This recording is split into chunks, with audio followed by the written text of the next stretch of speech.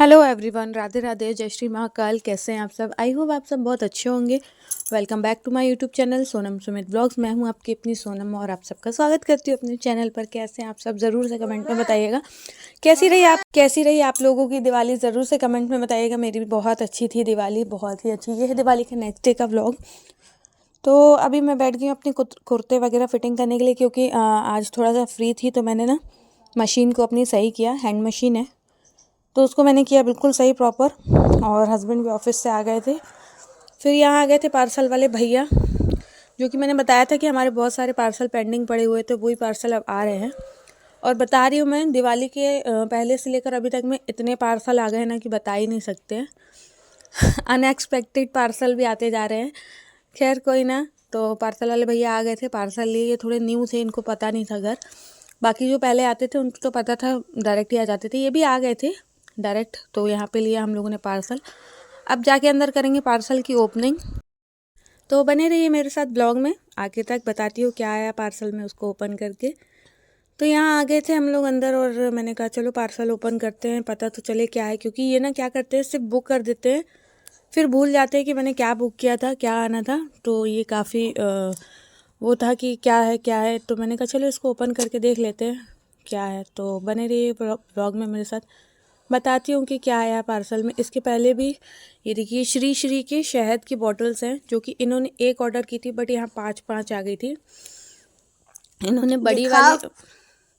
बड़ी वाली एक ऑर्डर की थी बट यहाँ ना छोटी छोटी काफ़ी सारी आ गई थी, मतलब 5 बॉटल्स आ गई थी।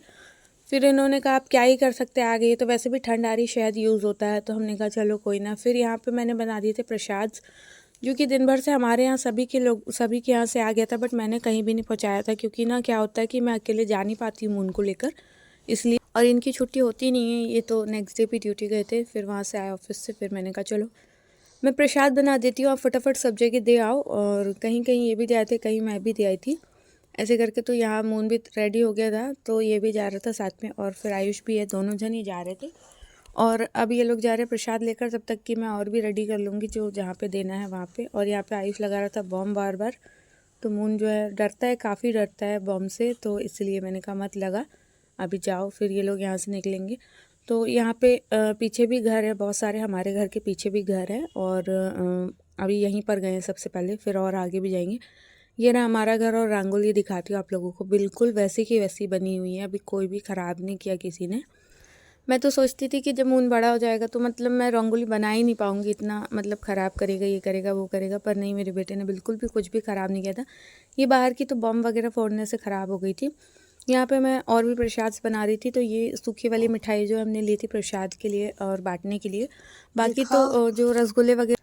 तो बस अब करूँगी मैं प्रसाद रेडी, और जहाँ जहाँ रह गया वहाँ के लिए बनाऊँगी। और यहाँ पे मैं भी आ गई थी बाहर, वेट कर रही थी ये लोग आ जाएं, तो अभी तक नहीं आए हैं। बस अब आएंगे तो फिर मैं भी जाऊँगी या फिर उनसे ही भिजवा दूँगी। फिर मैं यहाँ बैठ कर रही थी वेट। अभी हो रही है शाम, और देखिए मैंने जो बताया था ना मेरी गोल्ड की इयरिंग्स, तो ये हैं। ये मतलब 5 साल हो रहे हैं, मैंने 5 साल में मुश्किल से बहुत ही कम बार पहनती हूँ, जैसे कि करवा चौथ, दिवाली, बस 2 ही फेस्टिवल में पहनती हूँ। तो इस बार तो करवा चौथ पे भी नहीं पहना था, बस दिवाली पे बस पहना था। क्योंकि ना इसको पहनने के बाद ना मेरे कान बहुत ज़्यादा दर्द करने लगते हैं, एकदम से स्वेल्ड हो जाते हैं और बहुत पेन होने लगता है। तो फिर इसलिए मैं नहीं पहनती हूँ, और सोचती हूँ कि रेगुलर पहनूँ, बट इसको पहन के ना मुझे नींद भी नहीं आती है, इस कारण से मैं नहीं पहनती हूँ। तो बस फिर लग गई थी अपने कामों में। ये है नेक्स्ट डे का, तो अभी करूँगी सफाई, मतलब रूम वगैरह क्लीन करूँगी, झाड़ू पोछा करूँगी। आज है सैटरडे, तो मेरा व्रत भी है। और फटाफट से मैं लग गई थी अपने कामों में, नहा लिया था मैंने, नहाकर रेडी भी हो गई थी, पूजा वगैरह भी हो गई थी। बस रूम क्लीन रह गया था, क्योंकि सैटरडे इनकी छुट्टी रहती है तो थोड़ा सा लेट ही उठते हैं ये लोग। तो बस अब लगी हूँ अपने कामों में, झाड़ू पोछा करूँगी और सब रूम वगैरह क्लीन करूँगी, साफ़ सफाई करूँगी। और फिर उसके बाद जाऊँगी मैं नानी जी के घर, क्योंकि मैं नहीं गई थी दिवाली में। ये और इसके पापा हो आए थे, मैं नहीं जा पाई थी। तो मैंने कहा चलो मैं आज होकर आऊँगी। यहाँ पे मून की मस्ती देख सकते हो, ये ऐसे ही मुझे परेशान करता है जब भी मैं काम करती हूँ ना। बस ऐसे ही आ जाएगा कंबलों पे लेटने के लिए, मैं मम्मा ये इस पे मैं लेटूंगा, उस पे मैं लेटूंगा, इसका यही काम रहता है। यहाँ पे मैंने कर दिया है रूम को क्लीन, मतलब वैसे तो सारी हो गई थी, बस ये बेड ही रह गया था। इसको करूँगी और फिर से झाड़ू लगाऊंगी, वरना मॉर्निंग में मेरी झाड़ू पोछा हो गया था, पूजा भी हो गई थी, सब हो गया था। बट ये लोग सोते हैं ना, तो ये रह जाता है इतना। तो मैंने कहा चलो इसको मैं भी कर लेती हूँ। फिर इसके बाद रेडी होकर जाऊँगी नानी जी के घर, फिर वहाँ से आके जो भी अपना दिन का काम है वो सब करूँगी।